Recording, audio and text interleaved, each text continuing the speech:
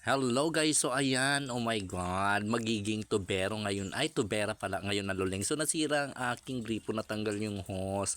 Mabuti na lang at meron akong eto, ayan, goma yan ng motor. So hinihingi ko talaga siya kasi nga yung hose ko is dugtong-dugtong sa darating ang panahon, kailangan ko talaga siya. So eto na nga, kinailangan ko na talaga siya. So ito na nga ngayon, kailangan ng luling maging isang tubera. So ayan, gipit-gupit ko na nga siya dahil nga bumabaha na, dahil natanggal yung hose doon sa pagkakakabit doon sa main. At naku, baka mamaya ma-award pa ako ng kapitbahay pagka hindi ko inayos. So ayan, sikapin ko talagang maayos ito ngayon. Napakainit pa naman ang panahon at ang aking gripo ay nasa likod. Aba, ang hirap talaga no guys pag walang lalaki sa bahay.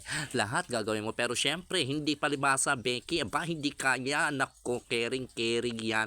Tubero construction, kayang kaya yan. Minsan mga kami pa ang pinapaano. Ay, kinaya nga namin.